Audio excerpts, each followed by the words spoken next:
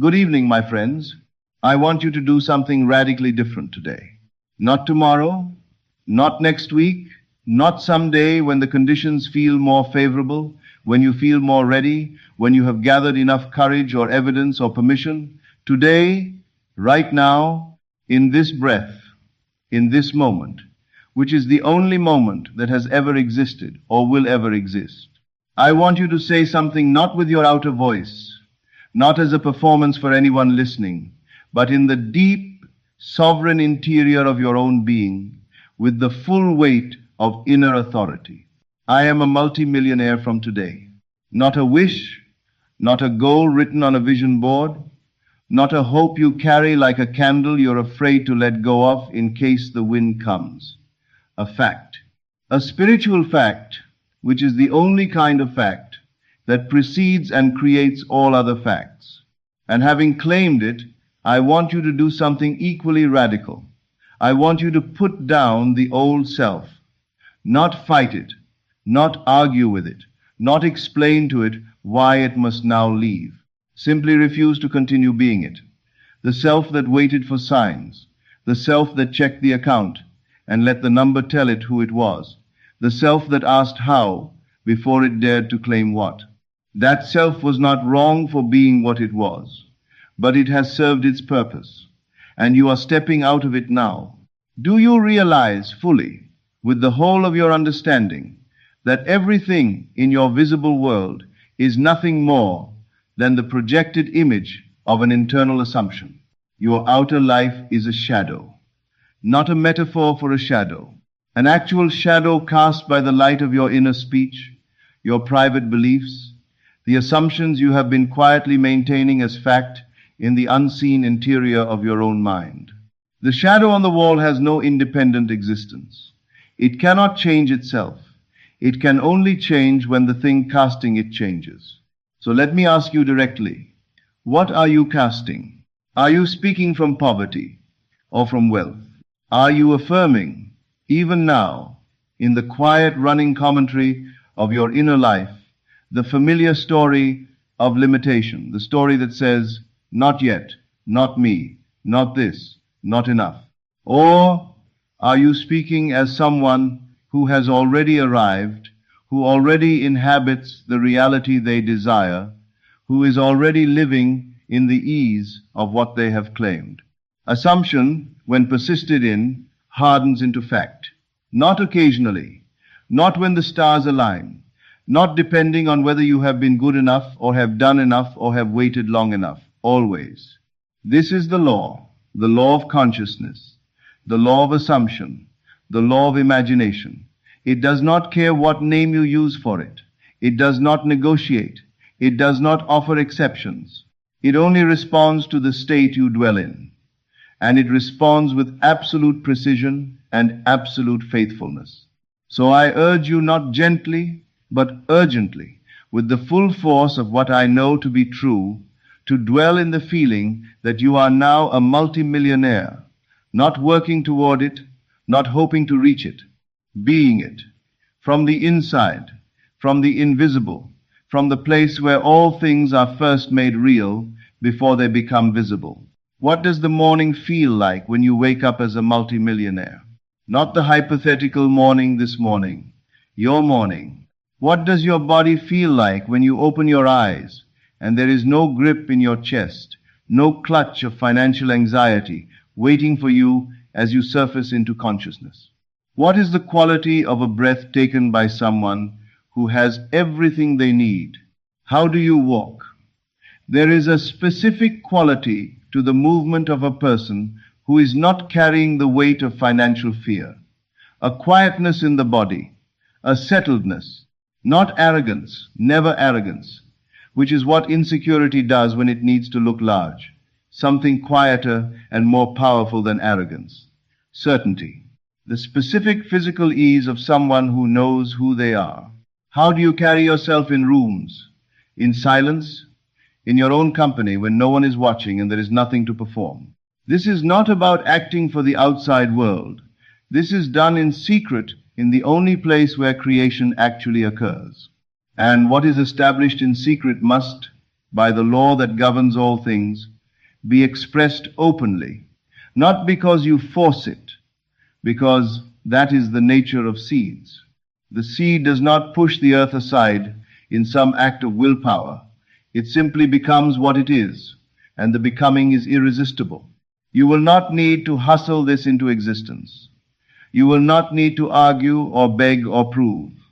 You will not need to convince the world.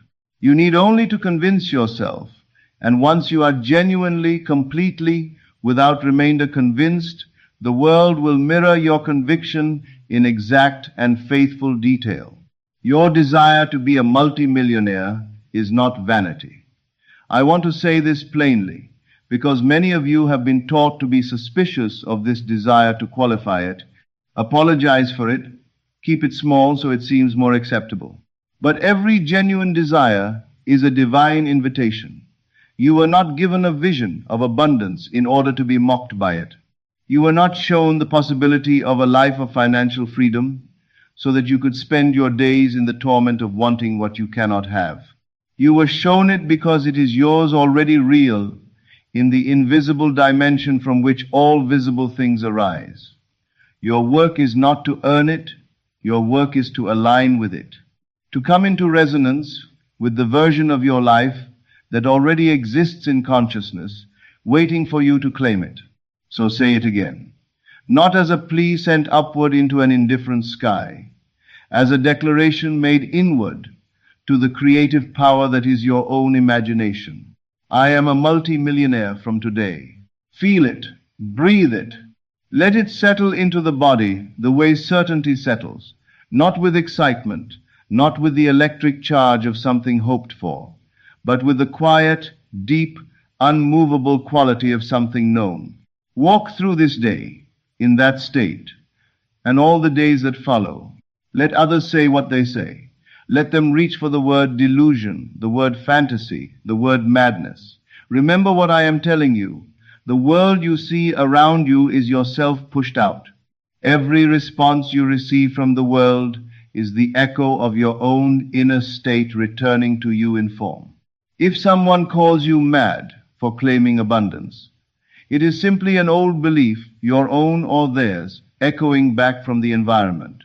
Do not engage it. Do not fight it. Simply assume a new inner conversation and watch the echo change. When you look in the mirror, see the face of wealth, not a wealthy performance, not wealth costumed over anxiety. The actual, genuine face of someone for whom abundance is simply the background condition of their life, the way air is the background condition of breathing. Unremarkable. Taken for granted in the best sense. When you eat, eat as someone who eats in abundance, not with excess, but with the specific ease of someone who has never had to calculate whether they deserve what is on the table. When you rest at night, rest as someone who has everything already accomplished, not planning, not strategizing, not lying there reviewing what you must do to finally arrive. Already arrived, already home, already complete. You are not trying to become a multimillionaire. You are one in the dimension where all things are first established. And once you are completely, genuinely, persistently, that in consciousness, the world has no option but to deliver you the physical correspondence. A multimillionaire does not wake up calculating survival. There is no scramble, no panic, no desperate running of numbers at 3 a.m, trying to figure out how the month will close. The multimillionaire thinks from the mountain top, not from the valley, straining to see the peak. From it, already there, looking out over everything from the vantage of someone who has arrived. They give freely, not because they have calculated that they can afford to, but because generosity is the natural behavior of someone who lives in the consciousness of overflow. They bless others not as a strategy, but as an expression of their state. There is a stillness in how such a person lives, a boldness that is not loud, a confidence that does not need to announce itself. You do not become that person through effort, you become that person through identity. And identity is always the interior thing, not the exterior performance. You do not get rich to feel rich. You feel rich and you become rich. This is the truth the world does not understand. The world chases the shadow and wonders why it cannot catch it. But you know better. You know that the shadow follows the substance, never the other way around. And the substance is always in consciousness. What is your inner speech right now? Not the speech you're performing for others. The private, unguarded running narrative of your mind, the voice that comments on your day, that interprets what you see, that tells you what things mean. What is it saying? Is it rehearsing debt? Is it running the familiar mental loop of bills and shortfalls and the quiet dread of not enough? Or is it speaking from the solid satisfaction of someone who is wealthy beyond measure? You can change it. Right now, not someday after you have healed enough old patterns or done enough work. Now. Revision is available in every moment, not just revision of past memories, but revision of present assumptions. You can override any belief, any pattern, any habitual inner narrative, and replace it with the assumption of wealth. And that assumption, persisted in with genuine feeling, will clothe itself in reality. It must. That is not a promise, it is a law. Do not look for the signs too early. Seeds do not sprout because we dig them up daily to check. You plant the seed of I am a multimillionaire and you water it with feeling. You give it the steady sunlight of inner peace. You trust. You know that the harvest is not merely possible but inevitable. And when people eventually ask you, and they will ask, what changed? How did this happen? What did you do? You will smile, not with arrogance, with the gentle certainty of someone who knows exactly what occurred. You will say, I assumed it. I lived it before I saw it. And then I saw what I had been living. The old version of you will resist this. I want you to know that in advance, so you are not surprised by it, and do not take it as a sign that something is wrong. The old self, the fearful one, the waiting one, the one who needed proof before belief, that version does not surrender quietly. It will make arguments. It will present evidence. It will point at the bank balance and the bills and the gap between what you are claiming and what your circumstances currently show. And it will call this pointing realism. It is not realism. It is the old state attempting to reclaim its territory. Let it go. Not by fighting it, resistance feeds what it resists, but by simply withdrawing your allegiance from it, by returning again and again to the new assumption, by making the new inner conversation your home, so that the old one feels increasingly foreign, increasingly small, increasingly like last year's shoes that no longer fit because you have grown. This is a resurrection. Not metaphorically, actually. You are dying to a former self and rising as something new. And like all births, it involves some discomfort. The resistance you feel, the strangeness, the moments of doubt, these are not evidence that it is not working. They are the sensation of genuine transformation, the old self trembling before it is released. Let it go. It has served you. Thank it if you like, but release it. Because the version of you that has millions, that self is already within you, already real in the only dimension where reality is first established. You are not creating it. You are awakening to it. You are remembering what you have always had access to, what you could have claimed at any moment, what was never withheld from you, only unimagined. Once you are awake, once the assumption has genuinely settled into you, not as a practice you perform, but as the ground you stand on, notice what begins to happen. Not what might happen, what does happen. Conversations shift. The quality of your interactions changes because you are no longer bringing the frequency of lack into every room. An opportunity surfaces from a direction you weren't watching. A check arrives, or a connection that leads to one. An idea presents itself that didn't exist before, or existed, but you couldn't see it from your previous state, and you are not surprised. You are not even particularly excited because you knew you have been living in the state that generates these things. They are not miracles to you, they are simply the echo of your assumption returning to you in form. The outer world catching up to the inner world you have already established. You remain unmoved by delays. You remain centered when something seems to contradict your assumption. Not because you are suppressing doubt, but because your conviction is rooted in something deeper than appearances. The world of appearances is, as I have told you, the past in motion, old assumptions crystallized, old states made visible. You are concerned with the present in consciousness, which is the only genuine point of power.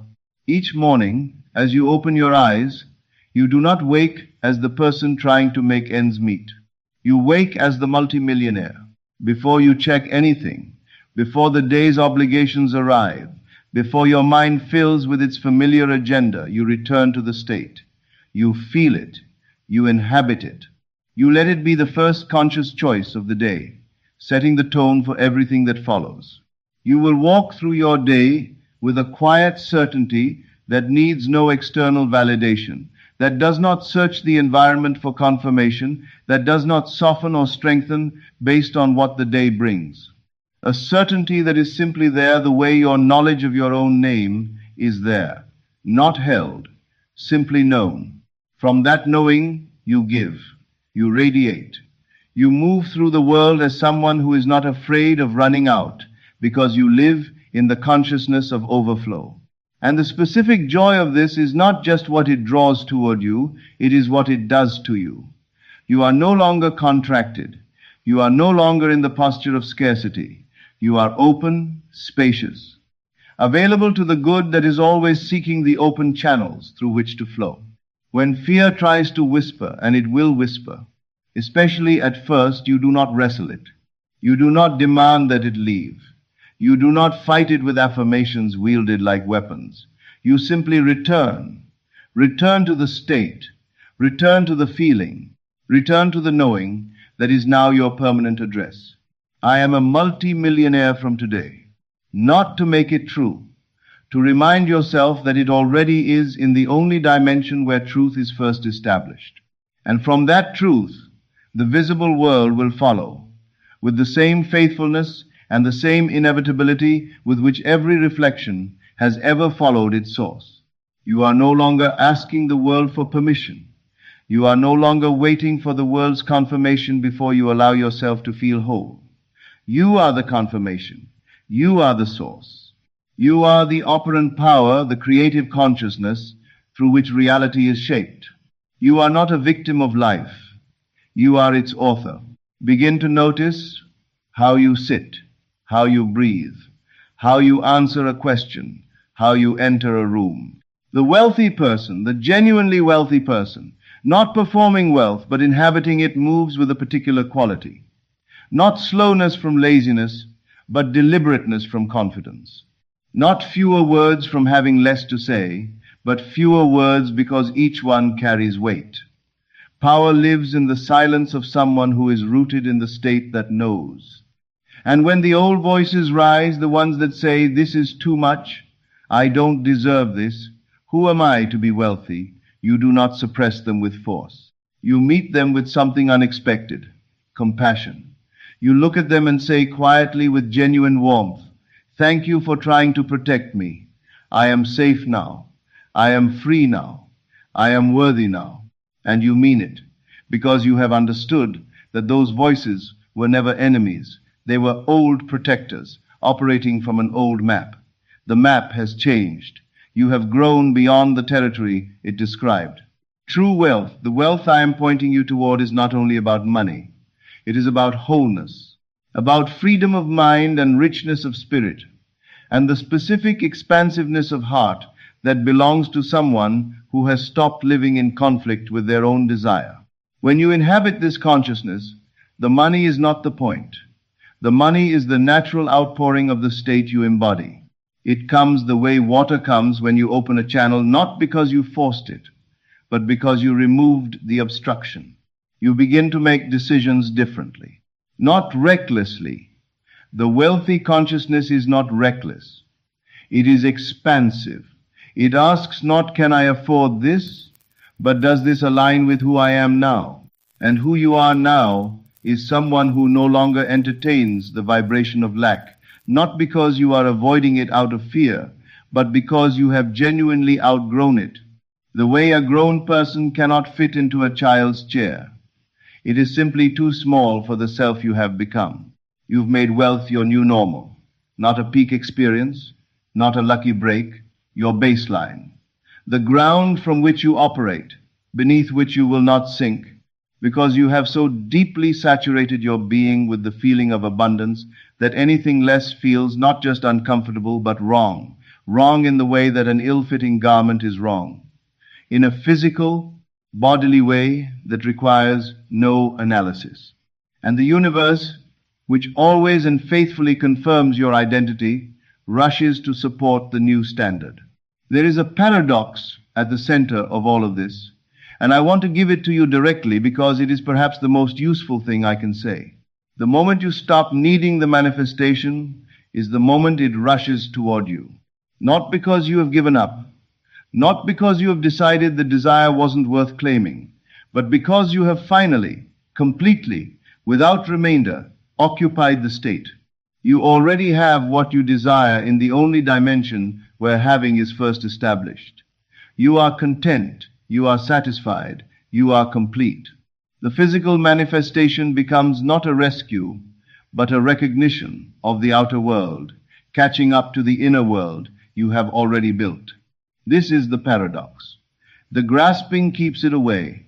The resting in it draws it near. The needing creates the experience of not having. The knowing, the settled, untroubled, unexcited knowing creates the experience of having. So rest in it, not visiting it like a tourist who must return to their real country when the holiday is over. Living there, making it your permanent address, tending it daily, protecting it, feeding it with the specific gratitude that belongs to someone who has already received, and with the imagination that allows you to inhabit it more and more fully, and with the inner peace that is the evidence that your foundation is solid. At the end of this, at the end of all the words, all the teaching, all the instruction, everything resolves into this single, unqualified, undeniable inner declaration. I am a multi-millionaire from today. Not because the world has said so, not because your circumstances have confirmed it, not because you have done enough or waited long enough or finally earned the right to believe it, because you have assumed it, because you have dared to step into a reality not yet visible to others but already fully real within you. You accepted your inheritance not from any external authority, but from the divine creative power that is your own imagination, your own consciousness, your own I am. This is not the end of a teaching. This is the beginning of a way of living. From this moment forward, you walk differently. You think from a different ground. You speak from a different center. You create not from effort, but from knowing. You do not look outward for evidence, you live inward from certainty. And the evidence comes to find you, because evidence always follows the state that generates it. The old story is finished. The old self has dissolved. The curtain has lifted. You are revealed not as someone trying to become wealthy, not as someone working toward it, not as someone hoping, but as someone who already is. And everything in your world will now rearrange itself to mirror this truth. Persist in it, rest in it, honor it, because your world is simply waiting for your decision. And today you have decided, I am a multi-millionaire from today. Go, not as someone wishing, not as someone waiting, as someone who knows, and nothing can stop it. This is Neville Lectures. I'll see you again in the next video.